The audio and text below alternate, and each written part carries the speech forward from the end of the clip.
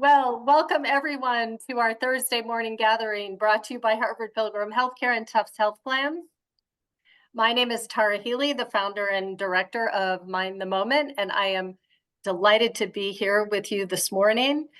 Feel free to open up the chat, go to the drop-down menu, and make sure to select everyone, which I don't think I did. I did not do that yet.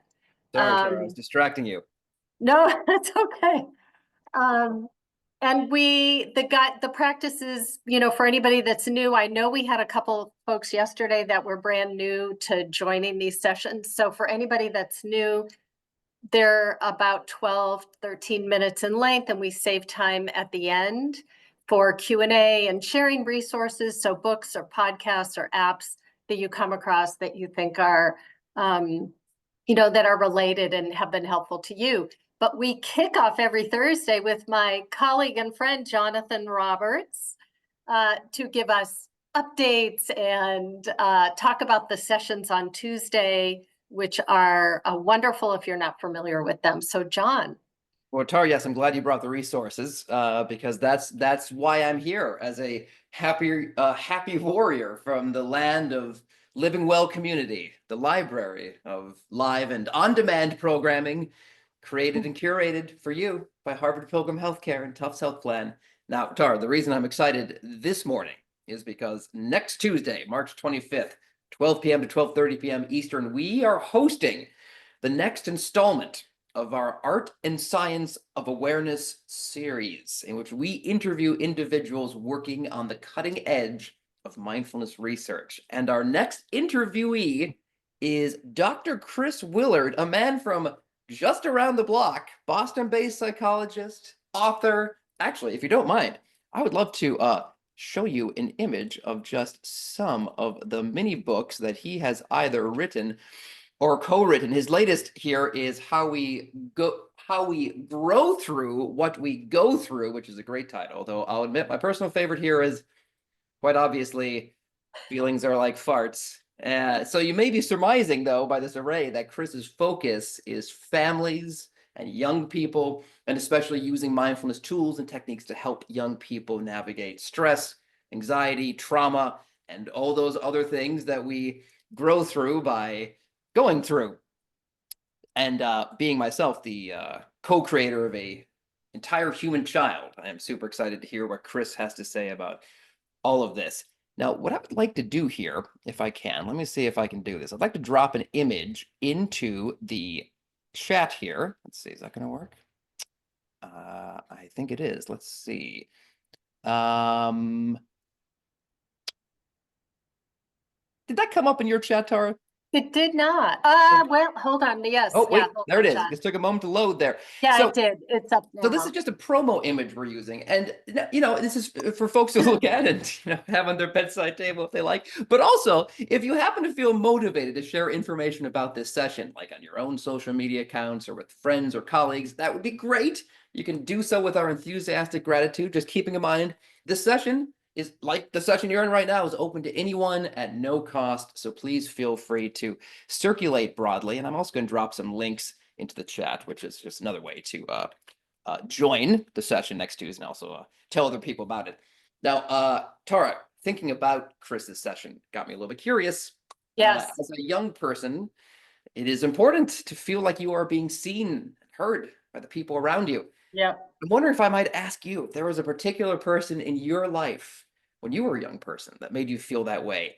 And folks, I'd love to hear from you as well. Use the chat. Let us know. Was there somebody who made you feel seen and heard in a particular way when you were a young person? Or if you're a young person right now, who makes you feel seen and heard? Tara, what about you? Yeah, John. Oh, gosh, it's a really good question. I think, I would say in a lot of ways, my father. I think that I always felt like if I had even like a gut feeling about something, he would always say it's really important to listen to that, which I think, in the era that I grew up was actually a little bit unusual. So I didn't feel like I couldn't say something to him that might sound a little odd or crazy. Like I could, and he would, yeah, he would take it in. And so I always really appreciated that. Yeah, that's interesting because what I hear you saying is that he was saying listen to your own self, your own gut, Yes. whereas maybe in that era, it would have been more likely for him to say, you should listen to my gut. And, and so that's Yeah. great. That's a beautiful thing. Yeah. It says my grandmother. Yes, that's yeah. I was actually I had to think about this a little bit, Tara, for myself. And Yeah. I thought back to my cello teacher, whose name was David Mm. Patterson. Dave Patterson. He's not someone I actually think about that much, to be honest. But well, I had to Google him yesterday just to see if I Yeah. could find a proof of life video, which I did, of him Oh, performing cello on January oh, 17th of wow. this year. He's grayer now, but I saw the video and I was like, that's him. That's the guy. But here's the thing. Here's what I was thinking about with him. I did not want to take cello lessons when I was a kid. Yeah. I Yeah. wasn't Yeah. very good at it, right? I mean, those are the two things. It wasn't like I was some prodigy, right? And I think he must have known this because most of the time during those lessons, we just talked, right? And he's a man with a doctorate in teaching and performance, so he Wow. could have taught me to play cello Wow. if we wanted. I think he must have felt that maybe it was just more important that I have someone to talk with. And if I were to look back at these conversations as an adult, I'm sure it didn't look like two adults talking or something. But when you're a kid and an adult takes the time to talk with you as though you're something more than a kid, it makes Right. you Right. feel like you're being talked Yeah. to like an adult. Yeah. Yeah. And I know this was like around 1989. I can date it because this guy was a big George Carlin fan, and I remember him Oh, being excited because Bill and Ted's Excellent Adventure was coming out, and Carlin had a small role in it. oh, that is And funny. Is that maybe a he Mike was White thing? no, no, Oh, it's not. no. Okay. All right. But maybe he was just yeah, maybe he was being the Rufus to my Theodore Logan, Oh, John, that's Phyllis such a Preston Esquire. yeah, great example. It's Miss like he knew. he knew he just had that intuition. He was listening to his gut, like your father taught you, Tara. Mr. Rogers was that person for me, says Sarah. Love that TV show. Yeah, I know. It's crazy. I my even my I think to myself, is that still captivating for kids? But my son, something about it. My son still will watch that, and there's something about Mr. Rogers that really, I Oh, guess, oh, holds John, I it. love Yeah. that. I love that. I know because I think there is an acceptance and a kindness in his demeanor and basically everything he does. Um, And my yeah. son likes to wear a watch like Daniel Tiger, or like me. I don't know. Oh, Maybe he thinks of me oh. as like a large Daniel Tiger, which would be worse Does things he to wear me. a watch, John? Well, He does? I have some old some old cheap watches that I Oh, that's so strap on his fun. wrist. So he pretends to tell the time. He's like, "Duh, it's 30." I'm like, "Okay, good." That is so great. Tara, well, okay. I'm gonna leave you there, but All thank you for right. having me as always to talk about the wonderful things that we have the chance to bring people. Have a great session this morning, everyone. Thanks for Thank having you. me. Thanks, John. And I just want to underscore and really promote the session with Chris on Tuesday. Chris is wonderful. There, he's also got some TED Talks, so you can check out some of his TED Talks as well. But next Tuesday, 12 to 12:30, and John put all the details right in the chat. So let's go ahead and get started.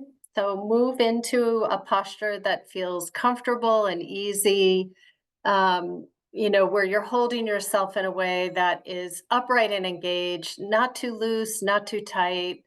As always, your eyes can be open or closed, whatever feels like it's going to serve you best this morning. And if you're going to keep your eyes open, gaze downward just a little bit to help remove peripheral distraction. And let's go ahead and settle in, make micro movements so that you can find that kind of engagement and steadiness, letting go of all that has happened so far today and releasing anticipation of what's to come. So bringing the mind and the body together. And with whole body awareness, notice the sensations that are occurring from your activity this morning. So that could be pulsing or a vibration, tingling, temperature, perhaps the points of contact with the back of the body and the surface.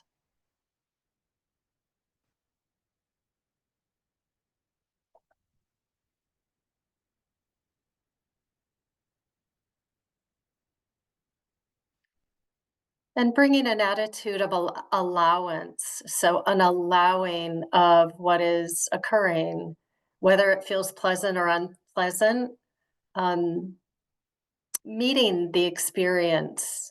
So, thoughts, emotions, body sensations.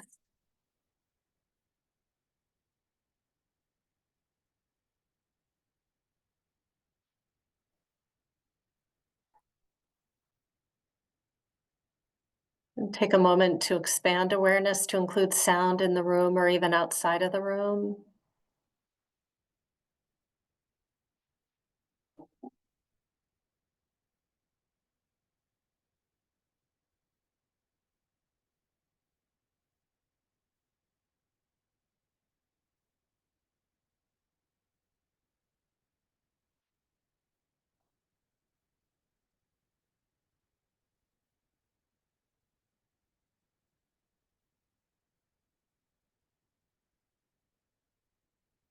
And allowing sounds to come and go in your background as they will. Well, let's bring awareness back in. And this morning, we're going to do a body scan. So I'll just be asking you to move attention through different regions of the body, noticing sensation or noticing lack of sensation. So let's start at the feet. So the soles of the feet and the toes, the top of the feet, the heels, including the ankles. So isolating both the left and the right. Noticing sensation. It could perhaps just simply be a point of contact or other sensations in this region of your body.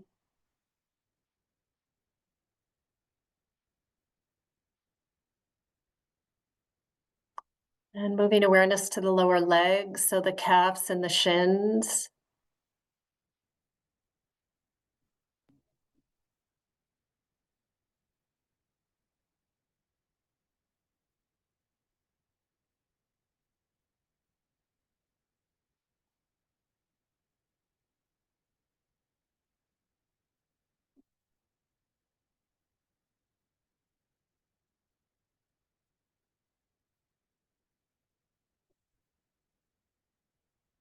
And moving up to the knees, so top and sides and the back of the knees.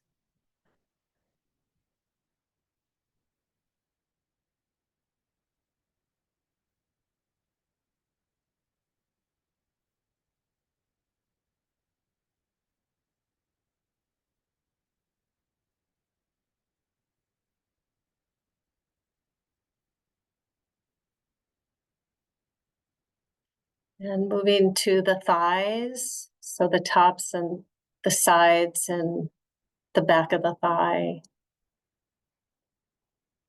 And isolating this part of the body and just receiving.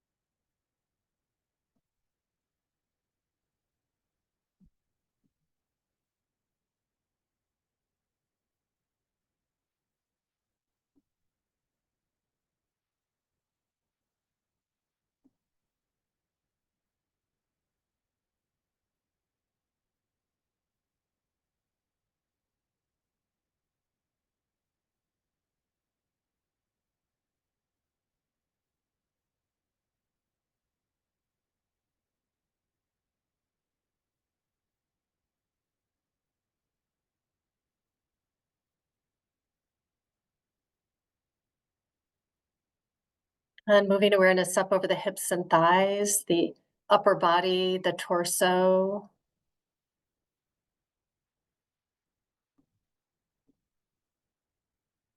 I should say from the thighs up to the hips, and let's include the torso.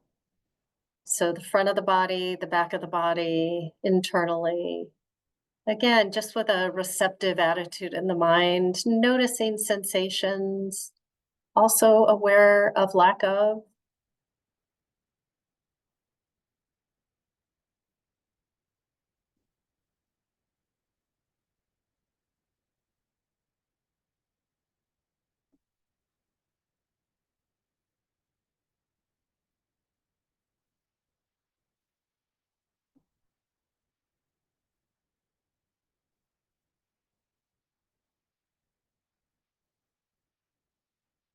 Coming down over the shoulders and the upper arms, the elbows. Include the forearms and the hands.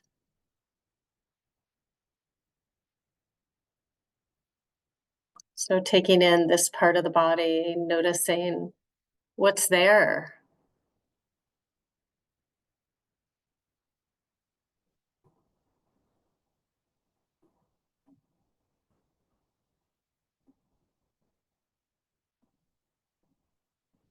And moving now up to the neck, coming up over the back of the head, the sides of the head and the top of the head.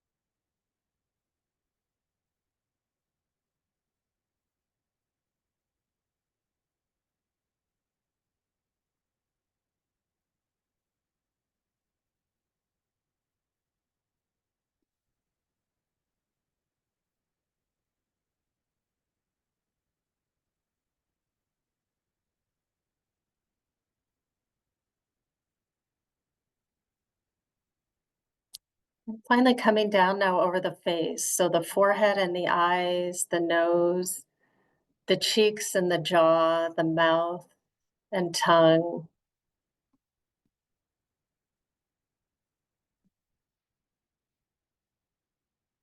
Mm.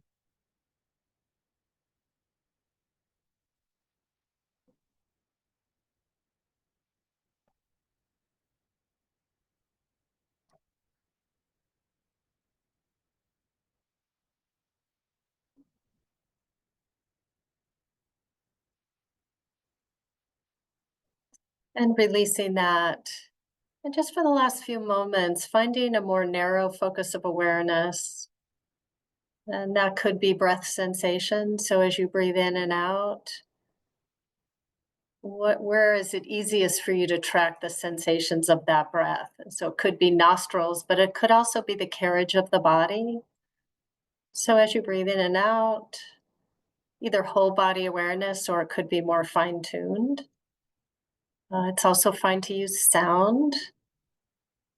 It's also okay to say, take the palms of your hands and rest them on the top of your thighs if breath is challenging.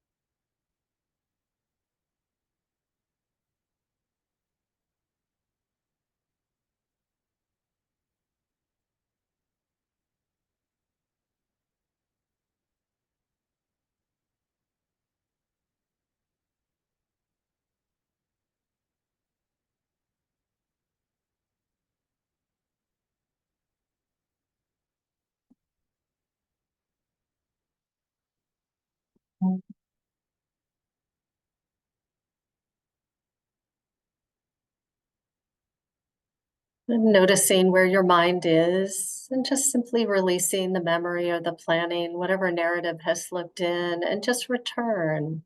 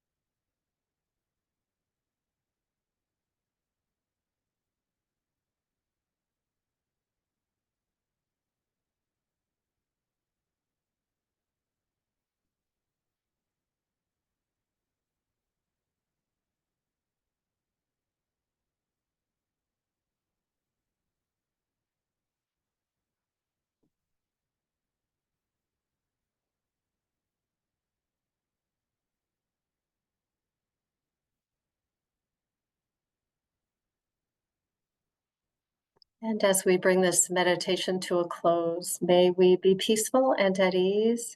May our heart be soft and open. May we be safe and protected, and our bodies healthy and strong. And may whatever good comes of our practice be of benefit to all beings. So taking a moment, if your eyes were closed, to open the eyes and do like a little bit of a reorienting to your room, to the space that you're in. And let me see the time. So we do have a few minutes for sharing ideas, resources, asking questions, talking about how your practice is going, um, and any questions at all about Chris Willard. So if anybody joined a little bit late, John Roberts posted in the chat, just scroll up a little bit, all the info on how to join to learn more about what Chris is going to talk about. And it's mainly his work with families and youth. And he's written a few books that are really wonderful. I have given those books as gifts. And he's just a great speaker, and you could watch him on YouTube. He's local. He's in Cambridge, so we're really excited to welcome him um, on Tuesday next week from noon to 12:30. But other than that, so questions, comments, thoughts, books, apps, podcasts, anything that you've come across that has been really supportive and valuable to you. We've got a couple minutes to talk about that.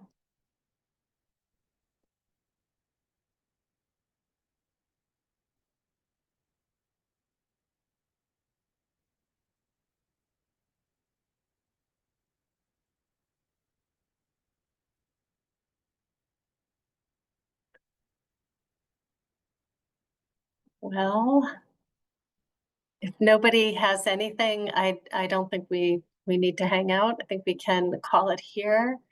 Have a wonderful weekend, and we will see you hopefully on Tuesday. All right.